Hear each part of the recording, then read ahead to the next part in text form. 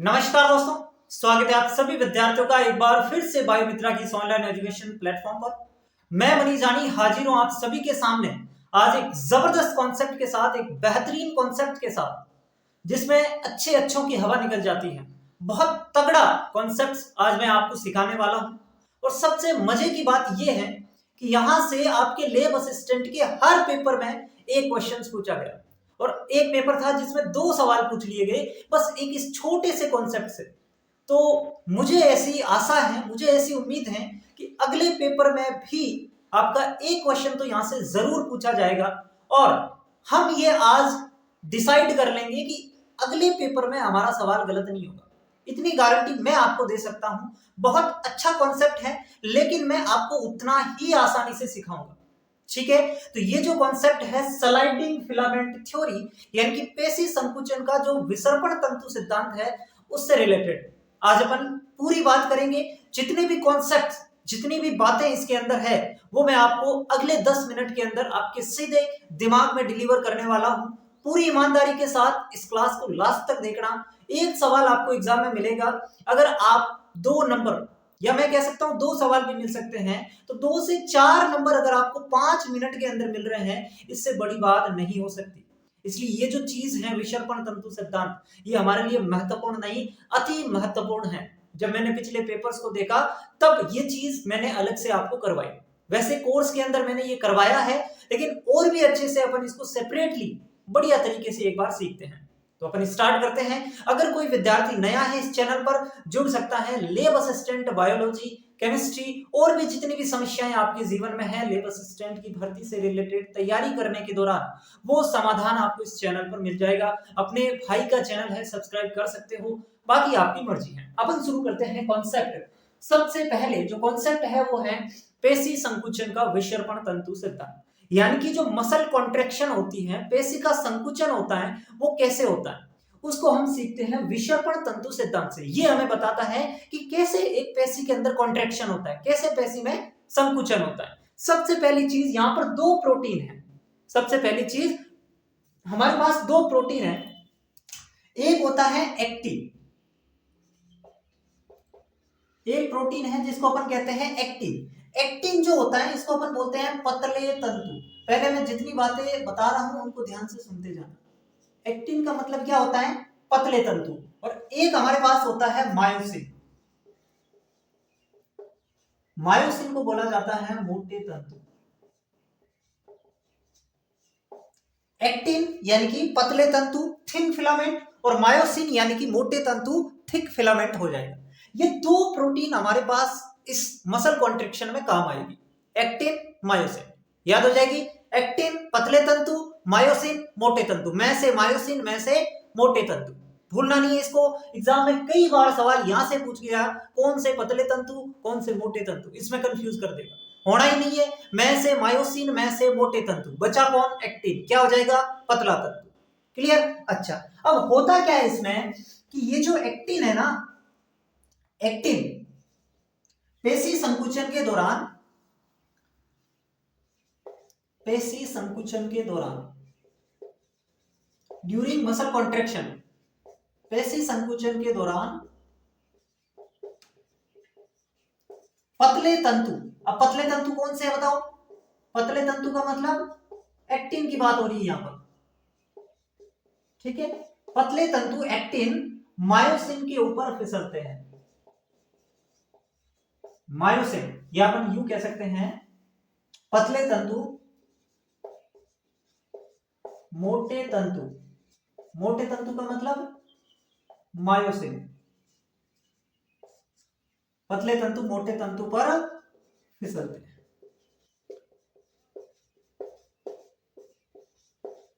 आई बात इतनी सी समझ में? मैंने यहां पर केवल इतना कहा है कि पेशी संकुचन कब होगा? जब जो पतले तंतु है ना एक्टिन, वो मायोसिन के ऊपर फिसलेंगे। समझ रहे? जैसे कि ये मेरा हाथ मोटा तंतु है और ये एक्टिन है पतला तंतु, ये यहां पर है, ये इसके ऊपर फिसलेगा ऐसे, ये इसकी तरफ ऐसे आगे जाएगा, तो उससे जो है वो आपका मसल कॉन्ट्रैक्शन होगा, पेशी संकुचन होगा। समझ गए? अब अपन इसका कॉन्सेप्ट समझते हैं। इतनी बातें आपने लिख ली, चलो अब मेरी बात ध्यान से सुनो। इसको लिख लो, इसको लिख लो, फिर मैं मिटा रहा हूं इसको। लिख लिया? क्योंकि मुझे जगह जरूरत पड़ेगी इसमें। डन। एक्टिन पतले तंतु, मायोसिन मोटे तंतु। होगा क्या पेशी संकुचन कैसे होगा? जब पतले तंतु मायोसिन के ऊपर, मोटे तंतु के ऊपर फिसलेंगे। इधर से भी फिसल रहा है, उधर से भी फिसल रहा है। अभी बताता हूं, देखो इसको लिख लो, ये दो बातें। चलो अब मैं आपको एक डायग्राम से सिखाता हूं। डायग्राम बड़े ध्यान से देखना, बहुत ईमानदारी के साथ इस चीज को देखना। हमारे पास चीजें कितनी है? दो ही है सर, एक एक्टिन एक मायोसिन, बस। अब आपको देखना है कि हमारे पास यहां पर कैसे फिसलते हैं, वो चीज मैं बता रहा हूं।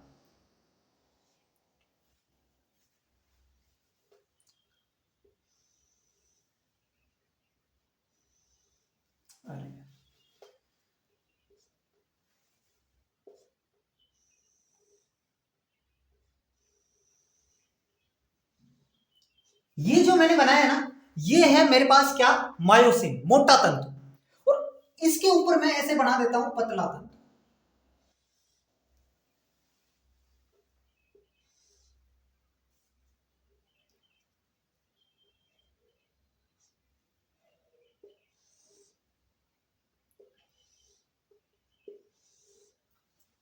समझ में आई इतनी बातें? डायग्राम को ध्यान से देखते जाना। ये जो मैंने बनाया बीच में, ये मोटा तंतु, ये सारे के सारे पतले तंतु, यानी कि ये हमारा मायोसिन एक, और ये एक्टिन, ये भी एक्टिन, ये भी एक्टिन, ये सारे के सारे एक्टिन। जितने भी पतले दिख रहे हैं, पतले को हम क्या कहेंगे? एक्टिन। जितना भी मोटा दिख रहा है वो क्या हो जाएगा? मायोसिन। इतनी बात समझ में आई? यस सर, इतनी बात तो समझ में आ गई। अब होगा क्या? अब होगा क्या वो बाद में देखेंगे, लेकिन यहाँ पर बहुत सारी टर्म्स आती है। ए जोन क्या होता है, एच जोन क्या होता है, आई जोन क्या होता है, जेड लाइन क्या होती है, सार्कोमियर क्या होता है, एम जोन क्या होता है, एम लाइन क्या होती है, बहुत सारी चीजें। सवाल तो वहां से बनेगा भाई। पेशी संकुचन के दौरान तो क्या होगा? ये एक्टिन इस मायोसिन के ऊपर फिसल जाएगा, वो तो अपन देखेंगे। लेकिन सबसे महत्वपूर्ण बात, कौन सा जोन कहां पर है, वो चीज अब बड़ी ध्यान से समझना। मेरी बात को ध्यान से सुनना। यहां पर ये जो पूरा का पूरा मायोसिन है, ये पूरा का पूरा मायोसिन, इस मायोसिन को अपन क्या कह देते हैं? ये यहां से लेकर के यहां तक, इस मायोसिन को अपन कह देते हैं ए जोन। दिख रहा आपको? मैंने जो लिखा वो आपको दिख रहा है? यानी कि पूरा का पूरा जो मायोसिन की जितनी लेंथ है, उसको अपन कह देते हैं ए बैंड, या फिर ए जोन, या ए बैंड कह देते हैं। आई बात समझ में? यस सर, कि जो मायोसिन है ना, मायोसिन की जितनी लेंथ है, उसके बराबर की जो लेंथ होती है, उसको अपन ए जोन कह देते हैं। क्लियर? Yes sir, clear. दूसरी चीज, यहां पर देखो, एक मिनट, इसको मैं ऊपर लिख दूं।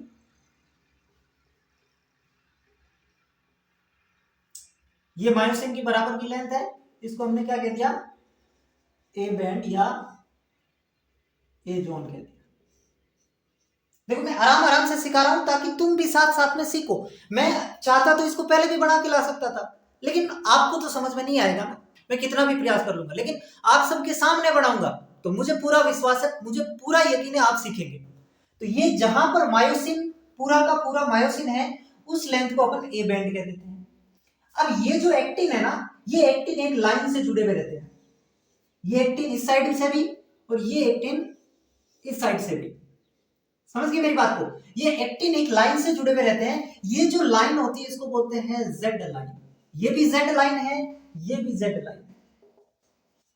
आई मेरी बात समझ में? एक्टिन के जो छोर होते हैं, वो किससे जुड़े हुए रहते हैं? जेड लाइन से। इधर भी जेड लाइन है, इधर भी जेड लाइन। अब इसके उधर भी एक्टिन है, ध्यान रखना, इसके उधर भी एक्टिन है, इसके इधर भी एक्टिन है, तो वो छोड़ दीजिए। अपन को केवल इस जेड लाइन के बीच बीच में देखना है। अब यहां पर ये जो जेड लाइन है ना, इन दोनों जेड लाइनों के बीच का जो क्षेत्र होता है, उसको अपन बोलते हैं सार्कोमियर। क्या बोलते हैं? सार्कोमियर। पूरी ईमानदारी से समझते जाना एक एक बात को। अभी मैंने दो बातें बताई। मायोसिन की जितनी लेंथ है, उसके बराबर का लेंथ होता है ए बैंड। मायोसिन की लेंथ को अपन क्या कहते हैं? ए बैंड, यानी कि यहां से लेकर के यहां तक ए बैंड है। दोनों एक्टिन से जेड लाइन जुड़ी हुई रहती है, और दो जेड रेखाओं के बीच का जितना भी स्थान है, उसको अपन बोलते हैं सार्कोमियर। उसको अपन क्या बोलते हैं? सार्कोमियर कहते हैं। ठीक है सर। अब बड़े ध्यान से देखना, ये जो ए बैंड है ना, जैसे कि मायोसिन के बीच में, सॉरी एक्टिन के बीच में ये जो लाइन है, उसको जेड लाइन कह दिया। वैसे ही यहां पर ए बैंड के बीच में भी एक लाइन होती है। ए बैंड के ठीको ठीक बीच में भी क्या होती है? एक लाइन होती है। इस लाइन को अपन क्या कह देते हैं? एम लाइन कह देते हैं। इस लाइन को अपन ने क्या कह दिया? एम लाइन कह दिया। आई बात समझ में? एक्टिन के बीच की जो लाइन जेड रेखा मायोसिन के बीच में जो लाइन गुजरती है, केंद्र से जो लाइन गुजरती है, उसको अपन ने एम लाइन कह दिया। ठीक है सर, इतनी बात समझ पा गए। अब यहां पर देखो, यहां पर जो एक्टिन है ना, इसके अंदर दो पार्ट है। जैसे कि ये मैं इस एक्टिन की बात करूं, ठीक है, तो इस एक्टिन के अंदर मेरे पास दो पार्ट है। सर दो पार्ट कौन से? एक तो पार्ट मेरे पास वो है एक्टिन का जो मायोसिन के साथ ओवरलैप कर रहा है। मतलब ये जो पार्ट है ना एक्टिन का, ये वाला पार्ट, इसके अंदर एक्टिन भी है और मायोसिन भी है। तो जहां पर एक्टिन भी है मायोसिन भी है, वो वाला एक्टिन का पार्ट क्या कहलाता है? वो वाला एक्टिन का पार्ट क्या कहलाता है? ओजोन कहलाता है। आई बात समझ में? इतनी सी बात समझ पाई? Yes sir. और जहां पर ये एक्टिन मायोसिन के साथ ओवरलैप नहीं है, खाली स्थान है, जैसे कि यहां पर मायोसिन थोड़ी है, यहां पर मायोसिन थोड़ी है, तो यहां पर तो मायोसिन है, तो ये ओजोन हो जाएगा। यहां पे भी मायोसिन ओजोन, यहां पे भी मायोसिन ओजोन हो जाएगा। लेकिन जहां पर मायोसिन नहीं है, उसके बाद वाला जो हिस्सा होता है उसको बोलते हैं आई बैंड। उसको क्या बोलते हैं? आई बैंड बोलते हैं। आई बात समझ में इतनी? सर एक्टिन के अंदर दो बैंड होते हैं, एक्टिन में दो बैंड होते हैं। जहां एक्टिन का वह भाग जो मायोसिन से ओवरलैप कर रहा है वो तो सर ओजोन, ओवरलैपिंग में ओजोन। और जहां पे ओवरलैप नहीं कर रहा, केवल और केवल एक्टिन है, यहां पर एक्टिन थोड़ी है, एक्टिन के साथ मायोसिन भी है, यहां पर केवल एक्टिन है, उस पार्ट को हमने आई जोन कह दिया। आई बात समझ में? जहां पर ओनली एक्टिन, आई जोन, एक्टिन के साथ मायोसिन भी है, ओजोन कहलाएगा। ठीक है सर। अब मायोसिन का वह भाग जहां पर एक्टिन नहीं है, मायोसिन का वह भाग जहां पर एक्टिन नहीं है, जैसे कि इस वाले पार्ट्स की अगर मैं बात करूं, ये वाला जो पार्ट्स है यहां पर एक्टिन थोड़ी है, तो इस जोन को अपन क्या कह देते हैं? एच जोन कह देते हैं। इस जोन को अपन क्या कह देते हैं? एच जोन कह देते हैं। क्या जितनी बातें मैंने बताई वो आपको समझ में आई? जितनी बातें मैंने बताई वो आपको समझ में आई? यहां से बहुत सवाल बनेंगे, आप पेपर उठा लेना। मैंने अभी तक कितनी बातें की एक बार फिर से सुनो। मायोसिन की जो टोटल लेंथ है, इस मायोसिन को अपन कह देते हैं ए बैंड। ये मायोसिन यहां से लेकर के यहां तक है, तो ए बैंड भी यहां से लेकर के यहां तक। मायोसिन के ऊपर एक्टिन होते हैं, यस सर एक्टिन है मायोसिन के ऊपर। एक्टिन के अंदर जो इसके अंदर लाइन होती है उसको बोलते हैं जेड लाइन। एक्टिन के इधर भी जेड लाइन, एक्टिन के इधर भी जेड लाइन, और दोनों जेड रेखाओं के बीच का स्थान सार्कोमियर। दोनों जेड रेखाओं के बीच का स्थान क्या कहलाएगा? सार्कोमियर कहलाएगा। ठीक है सर, इतना तो समझ में आ गया। अब यहां पर एक्टिन को देखो ध्यान से। एक्टिन के अंदर दो चीजें दिखाई दे रही है। एक तो एक्टिन का ऐसा भाग है जो मायोसिन के साथ ओवरलैप कर रहा है, एक तो एक्टिन का ऐसा भाग है जो मायोसिन के साथ ओवरलैप कर रहा है, और एक एक्टिन का ऐसा भाग है जहां पर किसी के साथ ओवरलैप नहीं हो रहा, केवल और केवल एक्टिन है, यहां से लेकर के यहां तक। तो जो ओवरलैप कर रहा है उसको हमने ओ जोन कह दिया, और जो ओवरलैप नहीं कर रहा उसको हमने आई जोन कह दिया। समझ गए? ठीक है सर, समझ गए। अब मायोसिन के अंदर भी एक ऐसा पार्ट है जहां पर एक्टिन नहीं है। मायोसिन का केंद्रीय भाग जहां पर एक्टिन नहीं है उसको हमने क्या कह दिया? एच जोन कह दिया। और यह सवाल एग्जाम में पूछा गया कि मायोसिन का केंद्रीय भाग जहां पर एक्टिन का ओवरलैपिंग नहीं होती उसको क्या कहते हैं? H zone. ऐसे कितने सवाल बन सकते हैं बताओ? लगभग 10 से 15 सवाल इसमें से बन सकते हैं, अगर आपको कॉन्सेप्ट समझ में आ गया। आई बात समझ में? अब देखो, अब मेरी बात ध्यान से सुनो। आपको समझ में आ गया कौन सा बैंड कहां पर है। अब मसल कॉन्ट्रैक्शन कैसे होगा? सर हमें तो पता ही है मसल कॉन्ट्रैक्शन, ये जो एक्टिन है ना, ये एक्टिन इस मायोसिन के ऊपर फिसलेंगे, यानी कि ये क्या है आपका मायोसिन, ये एक्टिन, तो ये एक्टिन इसके ऊपर फिसलेंगे, ऐसे आएंगे, ऐसे, ये इधर से ऐसे आएगा, ये भी इधर से ऐसे आएगा, मतलब इसके ऊपर फिसलेंगे, सरकेंगे इसके ऊपर, तो उससे कॉन्ट्रैक्शन होगा। अब कैसे सरकेंगे, थोड़ा सा इसको समझो। देखो ये जो कंडीशन मैंने बनाई है ना, ये रिलैक्स कंडीशन है, यानी कि पेशी जो है वो रिलैक्स अवस्था में है। अब मैं ये कंडीशन जो बना रहा हूं, इसके अंदर वो क्या हो रहा है, इसके अंदर देखो,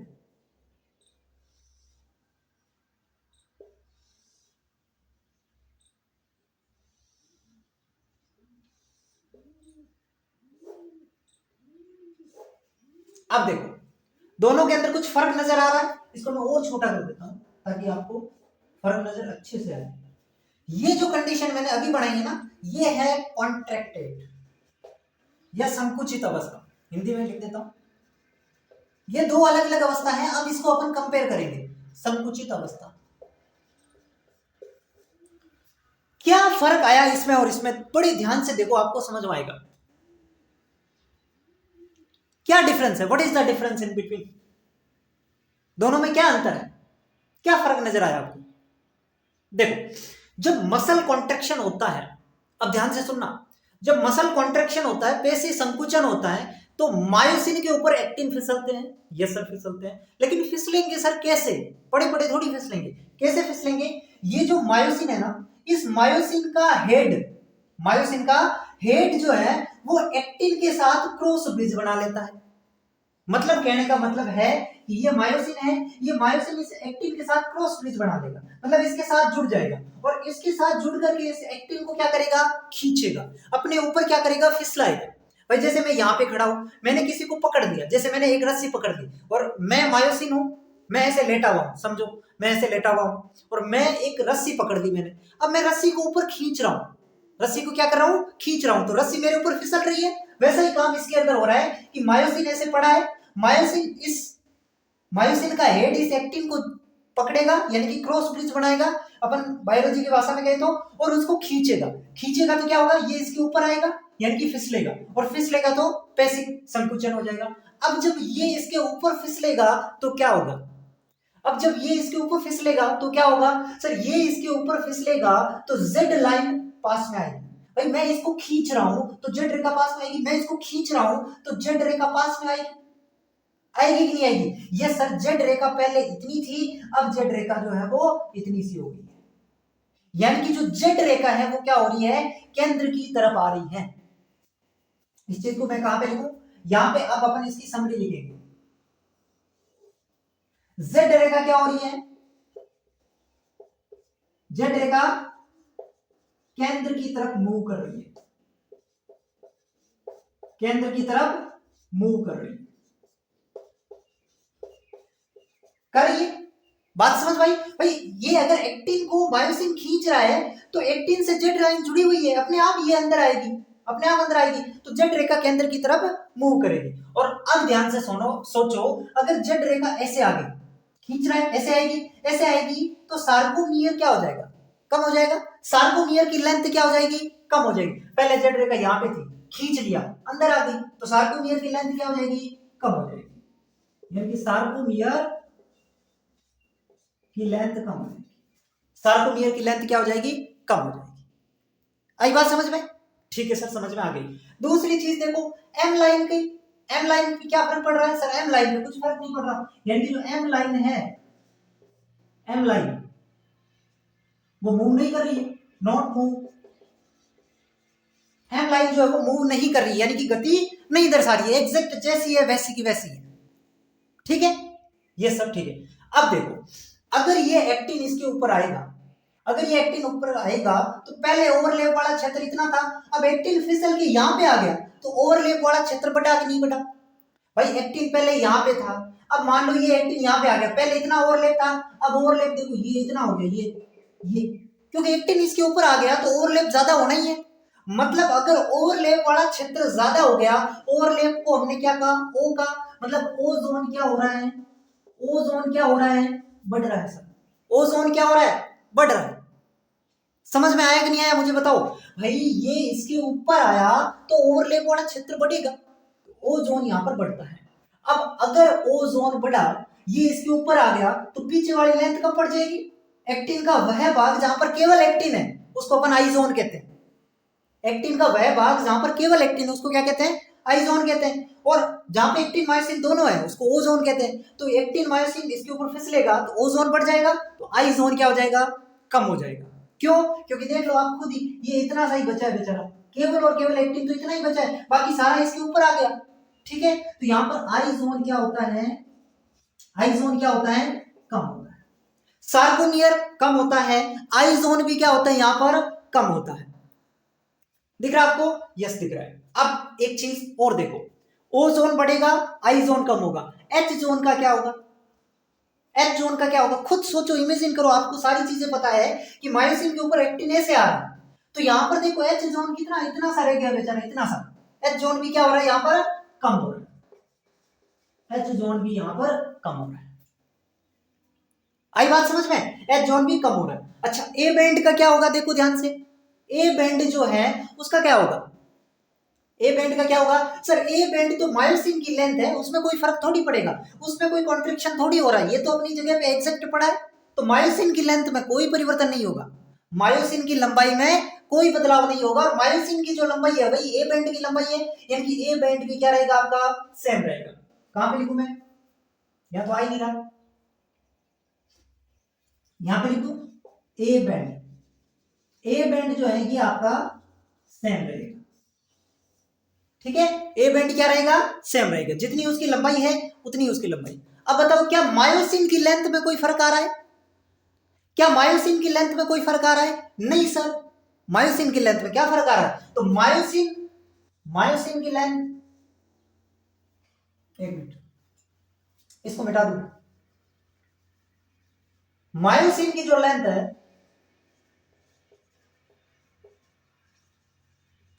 वो भी क्या रहेगी, सेम रहेगी। क्या एक्टिन की लेंथ में कोई फर्क आ रहा है, एक्टिन खुद की लंबाई में कोई फर्क आ रहा है क्या, एक्टिन जितना है उतना ही है, तो एक्टिन की लेंथ भी सेम रहेगी। ये इतनी चीजें आपको पता होनी चाहिए, इतनी चीजें आपको पता होनी चाहिए, तब आपको ये चीजें मैं कह रहा हूं समझ में आएगी। क्या क्या हुआ एक बार फिर से देखो, क्या क्या हुआ एक बार फिर से देखो। मैंने कहा मसल कॉन्ट्रैक्शन होगा, ये तो आपको समझ आ गया कौन सा ए कौन सा ओ आई, ये तो मैंने बता ही दिया। अब मसल कॉन्ट्रैक्शन होगा तो ये एक्टिन मायोसिन के ऊपर फिसलेंगे, जब एक्टिन मायोसिन के ऊपर फिसलेंगे तो यहाँ पर जेड लाइन भी पास में आएगी, क्योंकि एक्टिन किससे जुड़े हुए, जेड लाइन से। तो अगर ये एक्टिन खींच रहे हैं इसके ऊपर तो जेड लाइन पास में आएगी, यानी कि जेड लाइन केंद्र की तरफ मूव करेगी। अगर जेड लाइन पास पास आएगी तो सार्कोमियर की जो लेंथ है वो क्या हो जाएगी, कम हो जाएगी, सार्कोमियर की लंबाई घट जाएगी, ठीक है सर। दूसरी चीज, अगर एक्टिन मायोसिन के ऊपर फिसल रहे हैं, एक्टिन मायोसिन के ऊपर आ गए तो यहाँ पर जो ओवरलैप वाला क्षेत्र है वो बढ़ जाएगा, और बाकी जो ओनली एक्टिन वाला क्षेत्र है वो कम हो जाएगा, क्योंकि ज्यादातर एक्टिन का भाग कहां पे आ गया, मायोसिन के ऊपर आ गया, तो बचा हुआ पार्ट कम रह जाएगा, यानी कि ओ जोन बढ़ रहा है, आई जोन कम हो रहा है। एच जोन की क्या स्थिति हो रही है सर, एक्टिन इसके ऊपर आ रहा है तो एच जोन तो बेचारा इतना सा ही बचेगा। एच जोन क्या होता है, मायोसिन का वह भाग जहां पर एक्टिन नहीं है, अब तो एक्टिन आ गई इधर, तो एच जोन भी कम हो जाएगा। ए बैंड सेम रहेगा, कोई फर्क नहीं। एक्टिन और मायोसिन की लेंथ वो भी सेम रहेगी, उसमें क्या फर्क आएगा, समझ गए, यस सर। अब एक चीज आती है, इसको लिखो, इसको लिख लो फिर अपन आगे बढ़े। चलो यहां पे बता देता हूं, हमारे पास एक है ए बैंड, ए बैंड जो है ना, इस ए बैंड को अपन कहते हैं समदैशिक बैंड। क्यों कहते हैं अभी बताऊंगा, इसको कहते हैं समदैशिक बैंड। क्यों, क्योंकि ए बैंड जो सॉरी विषमदैशिक बैंड, ए बैंड जो है ना, इस ए बैंड को अपन कहते हैं विषमदैशिक बैंड। क्यों कहते हैं विषमदैशिक बैंड, क्योंकि ए बैंड को देखो ध्यान से, ए बैंड में एक्टिन भी है, सॉरी मायोसिन भी है, और एक्टिन का भी पार्ट तो आ रहा है ना, ए बैंड जो है इसके अंदर एक्टिन वाला पार्ट भी तो आ रहा है, तो इसके अंदर ए बैंड में एक्टिन भी है और प्लस मायोसिन भी है, दोनों चीजें इसमें आ रही है। ए बैंड देखो आप ध्यान से, एक्टिन तो आ ही रहा है, लेकिन एक्टिन के साथ साथ मायोसिन का भी पार्ट तो आ रहा है ए जोन में, तो ए जोन में एक्टिन और मायोसिन दोनों होते हैं, ठीक है सर। एक आई बैंड की बात कर लेते हैं। आई बैंड क्या होता है, आई बैंड समदैशिक, आई बैंड को कहते हैं समदैशिक। क्यों कहते हैं अभी समझ में आ जाएगा। आई बैंड देखो जरा, क्या है यहाँ पर, ओनली एक्टिन, केवल और केवल यहाँ पर क्या है, एक्टिन है, इसलिए ये समदैशिक, समान चीज है, एक समान चीज है, क्या है, एक्टिन है। विषमदैशिक दो अलग अलग चीज है, एक्टिन भी आ रहा है, मायोसिन भी आ रहा है। ए बैंड जो है ना, इसको बोलते हैं गहरी पट्टी, ए बैंड को अपन बोलते हैं गहरी पट्टी। तो आपसे पूछ ले गहरी पट्टी में कौन कौन आता है सर, एक्टिन मायोसिन दोनों आ रहा है। आई बैंड क्या होता है, हल्की पट्टी, आई बैंड क्या होता है, हल्की पट्टी, और हल्की पट्टी में कौन आता है, केवल और केवल सर एक्टिन आता है। आई बात समझ में, क्लियर क्लियर, अरे समझ में आई कि नहीं आई, बताओ किस किस की लेंथ घटेगी, किस किस की लेंथ घटेगी सर, सार्कोमियर की लेंथ घटेगी क्योंकि जेड रेखा पास में आ रही है ना सर, आई जोन की लेंथ घटेगी सर, एच जोन की लेंथ घटेगी, तीन चीजें घट रही है यहां पर, कौन कौन सी ध्यान रखो, सार्कोमियर, आई जोन, एच जोन। अब कैसे याद रखोगे, कोई ट्रिक बना लेना, सार्कोमियर, आई जोन और एच जोन। दूसरी चीज, क्या चीज सेम रह रही है भाई, तीन ही चीजें होगी, या तो कोई घटेगा, या कोई बढ़ेगा, या सेम रहेगा। तो घटेगा ये तो अपन को पता चल गया, सार्कोमियर आई जोन एच जोन। सेम क्या रहेगा, सेम सर एक्टिन की लेंथ सेम रहेगी, मायोसिन की लेंथ सेम रहेगी, ए बैंड जो है वो सेम रहेगा। ठीक है सर। अब बढ़ेगा क्या सर, ओजोन ओवरलैपिंग वाला क्षेत्र बढ़ जाएगा। ये 5-6 बातें। फिर आपको पता होना चाहिए कि जो ए बैंड होता है उसको कहते हैं विषमदैशिक बैंड, क्योंकि ए बैंड में एक्टिन भी आ रहा है, मायोसिन भी आ रहा है, और ए बैंड को ही गहरी पट्टी कहते हैं।